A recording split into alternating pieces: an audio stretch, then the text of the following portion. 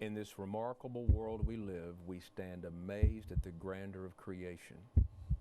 We open our eyes and are amazed. We find creative design, but we also find chaos. How do these things coexist? Is one perceived and the other real? If so, what is true? For what are we all yearning?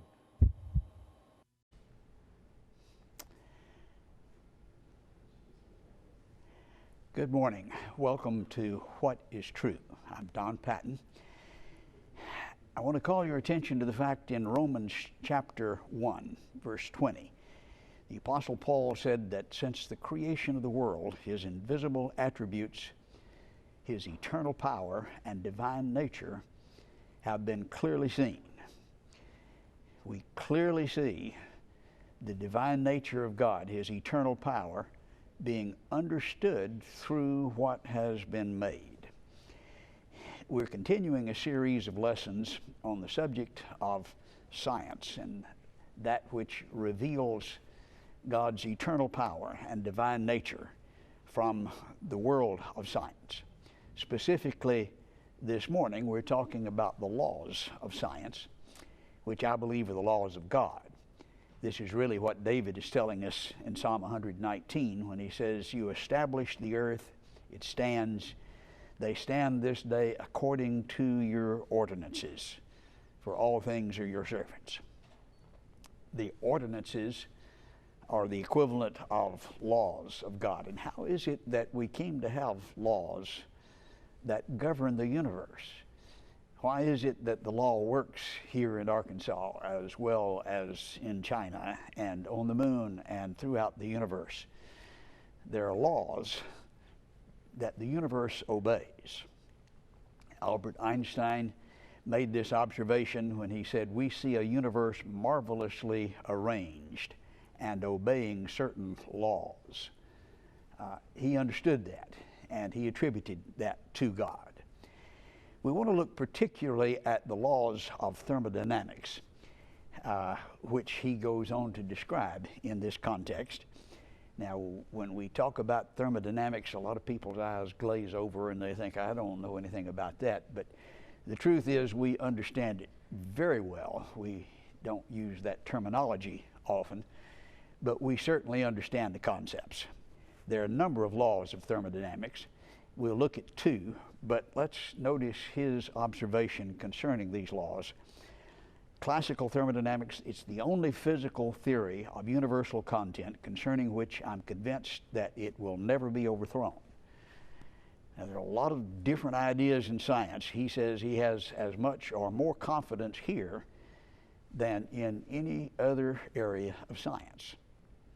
The first law of thermodynamics, we don't refer to it that way, but we understand you can't create something out of nothing. You can't get something for nothing, perhaps we say. And this is the law of conservation. Matter, energy can be interchanged, but can neither ultimately, absolutely be created or destroyed. That being the case, then trying to explain things naturally is a challenge, because how do you get the stuff that we have in the universe if you can't get stuff by natural law? Isaac Asimov, who is a very famous, the late Isaac Asimov was a very famous atheist. He says this law is considered the most powerful, most fundamental generalization about the universe that scientists have ever been able to make. No one knows why energy is conserved, but all that anyone can say is that in over a century and a quarter of careful measurement, scientists have never been able to point to a definite violation of energy conservation, either in the familiar everyday surroundings about us, or in the heavens above, or in the atoms within. Now, that's a tremendous range of application, from the heavens to the atoms to everything around us. Never a violation. Now, that's how you establish a law in science, by careful observation over 100 years. Now, how then do you account for the stuff that we have according to the principle of uniformity, which is supposed to explain everything, telling us everything originated as a result of present laws. But you can't get anything as a result of the natural laws that we have, which says you can't get something from nothing. And this is, of course, a theory. We've never seen something originate from nothing. But that's the explanation that's given by the naturalist. Well, how does Asimov deal with this challenge? Notice his statement in Science Digest. He says, "Where did the substance of the universe come from? Perhaps in an infinite sea of nothingness," if you can imagine that, and you have to imagine. Now, wait a minute. He's got globs in the sea of nothingness, which I believe is a contradiction in concepts. I think he's cheating on us. Globs of positive and negative energy in equal size pairs are constantly forming. We are in one of these globs in the period of time between nothing and wondering about it. Now, this is supposed to be science. But this is not even good science fiction, which contradicts this most fundamental generalization about the universe that scientists have ever been able to make, according to Asimov himself. The theory of uniformity, which is supposed to explain everything that we see, is flatly contradicted by this principle. Nothing plus nobody equals everything, according to this principle. That is this theory. One of the more popular books today, A Universe from Nothing, written by Krauss, on the New York bestseller list for a long time, is supposed to explain this, and this is exactly what's being taught. Now, you read it carefully, you find out he's cheating. He's not really beginning with nothing. He, like Asimov, has his globs, effectively, positive and negative energy, but you have to start with something. You can't start with nothing, which they're trying to do. The law of conservation says you can't do that. I think there's a very interesting observation that's made by G.K. Chesterton about this concept. He says, "It's absurd for the evolutionist to complain that it's unthinkable for an admittedly unthinkable God." Now, a very complex sentence here. You have to put your thinking cap on and follow here. And he acknowledges God, eternal being. That's difficult for us to get our minds around. It's contrary to our experience. But he says it's absurd to complain that this unthinkable God made everything out of nothing and then pretend that it is more thinkable that nothing should turn itself into everything. One or the other is involved, but trying to say it happened by natural laws when the natural laws say you can't do it doesn't make a whole lot of sense, does it? It is not thinkable. The first law has tremendous implications in terms of a naturalistic explanation for the stuff that we see in the universe. The second law of thermodynamics is even more devastating to the concept of natural origins of the things that we see around us. It's sometimes called the principle of entropy increase. Entropy is the measure of disorder, and that disorder increases, runs down, tends toward disorganization.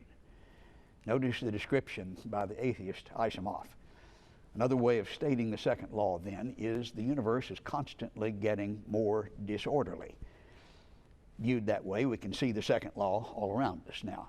Again, you may not refer to it as the second law, but you know things get more disorderly, don't you? As he goes on to say, we have to work hard to straighten a room. Left to itself, it becomes a mess again very quickly, very easily. Even if we never enter it, it becomes dusty and musty, and how difficult to maintain our houses, machinery, our own bodies in perfect working order. How easy to let them deteriorate. Anybody not know this? We understand it. That is the second law, he says. In fact, all we have to do is nothing. And everything deteriorates, collapses, breaks down, wears out all by itself. This is what the second law is all about. Now, this is a part of that fundamental generalization about the universe. It's more fundamental than anything else that we know anything about that Einstein says will never be overthrown. And it says everything goes downhill, which is exactly what we observe. We see houses deteriorate. They don't get bigger and brighter and shinier, do they? They wind up looking like this unless we work hard to overcome that. And we see that. That's not imagination, that's observation. But the principle of evolution says everything in the universe is going in the opposite direction, and that's not what we see. That's the model of evolution that says we get things more orderly and more complex. The principle of entropy increase says precisely the opposite. One is a law, and one is a model that's unobserved, and I think I know which one ought to prevail. Now, I make this point on college campuses regularly, and we regularly have an objection to that. Every time we see the same thing responding, the objection is we have surplus energy from the sun. Okay, if you have extra energy, or certainly you would need extra energy in order to make things go uphill when the general law says it goes downhill. Yes, you can make water run uphill, can't you, with a motor designed and then with energy from a plug where you plug it in.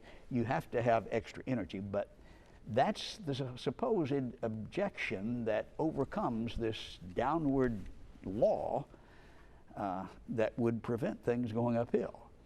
Now, the answer to the objection, they usually don't allow, but when allowed, we make the point that yes, surplus energy is necessary, but it is not sufficient. That is, extra energy is not going to make things go uphill by themselves. You need information. This is the point that Simpson and Beck of Harvard are making when they say the simple expenditure of energy is not sufficient to develop and maintain order. Bull in a china shop performs work, but he neither creates nor maintains organization. It must follow specifications. It requires information on how to proceed. So yes, you need energy. You also need information. And they have one component, they do not have the second. The energy does not explain the huge information that we see. That's just mind-boggling. 30 years ago, Carl Sagan in the Encyclopedia Britannica was talking about the simple cell, and we know that there's much more involved than this simple illustration that he uses here, but he says it's been estimated around 10 to the 12th bits, the information content of the simple cell.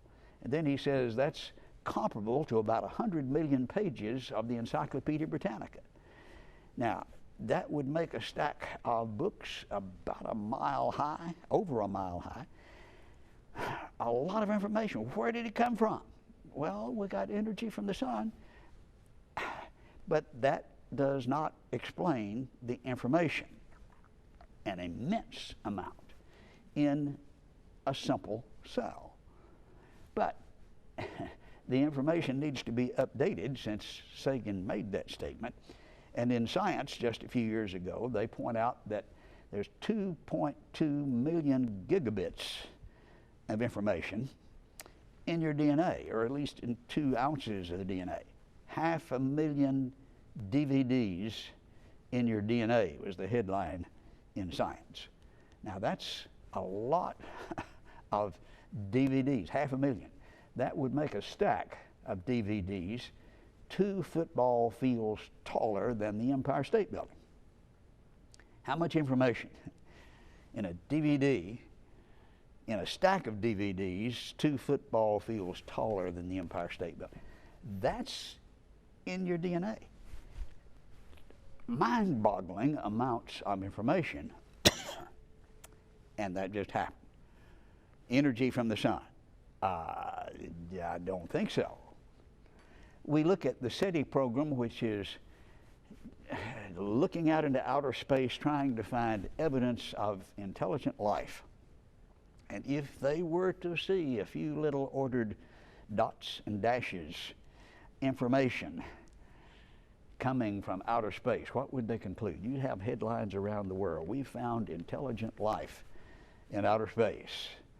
But you look down the microscope and you see 2.2 million gigabits of information, and no, there's no intelligence there.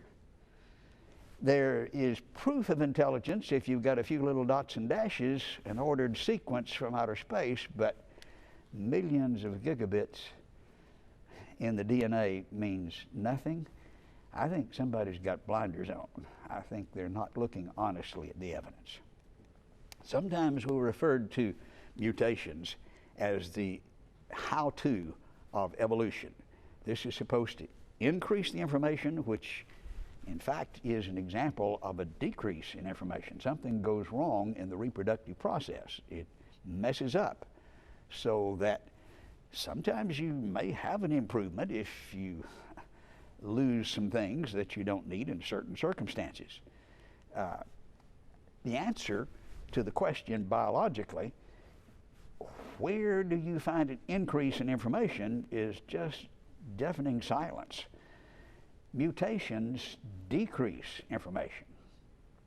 I remember I was testifying before the State Textbook Committee in Austin, and myself and the head of the biology department at the University of Texas were being questioned by the textbook committee, and we were asked, where is an example of evolution? And the example that was given was the Texas salamander. He's lost his eyes, he's lost the pigmentation, and he has adapted to his environment in the cave, and so here is an increase in information? I don't think so. It's going the other way. I was asked to respond to that. I said, well, he's lost his eyes. That's not uphill. If he comes up with a headlight down there, then you've got an increase, but now it's going in the wrong direction. How do you find increase in information with mutations which are messing up the lack of efficiency in reproduction? Well, I don't know the answer to that. I don't think the people that I've talked to have answers to that. What would a real expert say if he were asked that? Richard Dawkins, often referred to as the Pope of Evolution, was asked that question. We've got him on video so you can hear his response. And I have to remind you of the question because listening to what he has to say, you wonder if he even heard the question. But when he was first asked it, and let me explain what you'll see here to be fair to him, it appears he had never heard the question. He'd never thought, where is a change that you can see biologically that increases the information? Losing eyes, no, that doesn't work. And how do you, well, he couldn't think of one, and his loss for something to say is pretty obvious in the clip that we'll show you.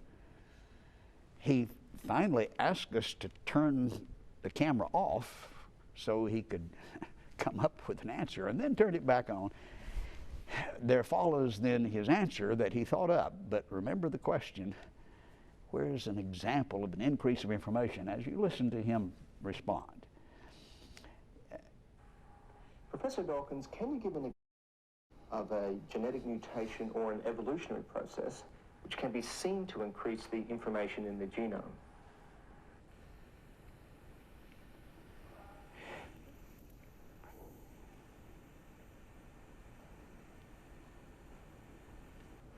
There's a popular misunderstanding of evolution which says that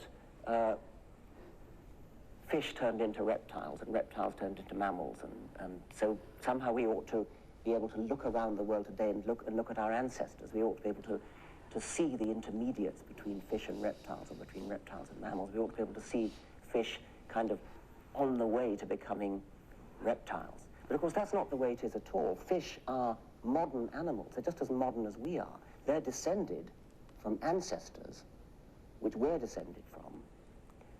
Way back 300 million years ago, there would have been an ancestor, which was the ancestor of modern fish and the ancestor of modern humans. And that ancestor, if you could have been there then, you could have seen the first steps towards a fish, say, coming out onto the land and becoming something like an amphibian. But that was a long time ago. You wouldn't expect to see that today. Did you hear the answer of an example of an increase in information? We gave him time to think, and he still didn't come up. I don't think there is an answer. You have lots of extra energy, but that doesn't solve the problem of the source of information. And that is asked over and over again. Where is your source of information? Naturally. And there's just a deafening silence. I think we see that as clear indication of the verification of that second law, and their objection doesn't answer. I, of course, like to talk about the fossil record. This is where my training has been, and we're told over and over again that everything is going uphill and getting bigger and better as we look at the life of the past. And the evolutionists believe that man has gotten bigger over the years. In this chart, he begins with a modern monkey and lines them up the way he would like us to believe. He shows the horse, and it's supposed to be getting bigger and bigger. It doesn't tell you where those horses were found or that they were found in the same layer, as we'll look at later. But this is the picture. Everything's getting bigger and better. This is the evolutionary faith that's contradicted by what we see in the fossil record. Interesting article just last year in Nature contradicts clearly. A study of 15,000 land animals and birds says the species are disappearing, that biodiversity is disappearing, that there is a significant downsizing, mammals and birds predicting 25% reduction over the next 100 years. This is not uphill, is it? This is what we would predict with the second law applying. Now, I can't prove the second law is doing this, but it certainly fits what we see from the second law. I do know when we look in the fossil record, we see that things were larger in the past, not smaller. Von England and Castor in their textbook Geology says mammalian life was richer in kinds of larger sizes. And you find that through all of the geologic periods, in spite of what we're told. We go back to 1961, and here is Louis Leakey, one of the icons of evolution, at the Avois Gorge in Africa, and he's finding large monkeys. But in the process, he finds large pigs, the size of rhinos, he says. Here's an example of that pig. And then a pig as big as a rhino, a 6-foot tall sheep, a 12-foot tall bird. This is typical of what you find in the fossil record. That was, of course, before Big Bird, but you find big birds, a lot bigger than we have today in the fossil record. Now, pigs were as big as rhinos. How big were the rhinos? This is one from India that was over 20 feet tall at the shoulder, weighing 15 tons. Back to the article of Louis Leakey, the ram in the foreground is compared with a modern ram in the background. But we're told man is getting bigger and bigger, and you look at Neanderthal, he was just 5'8". Of course, Cro-Magnon averaged 6'6". Recently found 2 of them in a cave in France, over 7 feet tall, both of them. When you look at the whole picture, especially with the height of men around the world, rather than the United States where we have excellent nutrition typically, you find that Neanderthal at 5'8" is taller than the ones in China and India and Iraq and Spain, and certainly Cro-Magnon is bigger. Titanoboa, discovered by Richard Leakey, supposed to be 1.5 million years old, was a 9-year-old youth, according to the molars. Average today, 9-year-old, is 4.6. Wow, much shorter than what we find in the fossil record. Leakey comments in National Geographic he was surprisingly large compared with modern boys, unnoticed in a crowd. And it contradicts the long-held idea that humans have grown larger over the millennia. Did you know that? That was contradicted by what we find in the fossil record? we're typically told everything's getting bigger. It's not so when you look at the fossil record. I had a small part in excavating Ascentius gigantus. This was near Lubbock, Texas, 9 feet tall at the shoulder. Compared with the donkeys that we see today, this was a monster. About 5 miles from that site, we participated in another dig where a large bison was found, 11 feet tall at the shoulder, a 12-foot horn span. That's obviously much bigger. The cute little bunny here is seen compared with the fossil bunny. Society of Vertebrate Paleontology shows much bigger in the past. I attended the Society of Vertebrate Paleontology meeting in 1999 in Austin. Armadillo the size of an elephant was announced. No, he didn't look like this. This was a cartoon drawn, but he did weigh 4,000 pounds. We look at the 2 skulls. Yeah, much, much bigger in the past. And then science represents it this way. This is their title, Armadillo the size of a Volkswagen Beetle. BBC talked about Titanoboa, over a ton, compared with an 18-foot anaconda vertebra. The fossil vertebra dwarfs it. This one was 50 feet long. You see the camel, much larger in the past, double the size of a modern day camel. We're familiar with Jaws in the foreground. The fossil shark in the background is awesome. The real mighty mouse, 8 million years ago, is called Ratzilla in Science News. And then one 5 years later that weighed over a ton, much larger than Ratzilla. A giant lion. This was found just a few years ago, actually last year. It looked more like a polar bear in size, 7 times bigger than an adult lion. I'm glad he's gone. Again, last year. These things show that everything was bigger in the past. Here's a flea, 10 times the size of the modern day flea. On and on we could go, but you get the picture. Things are going downhill, not uphill, and we're being misled in the science textbooks. Thank you for listening today. We'll continue this session, Lord willing, next week. I lift my eyes unto the hills. Where does my help come from? My help comes from the Lord, the maker of heaven and earth.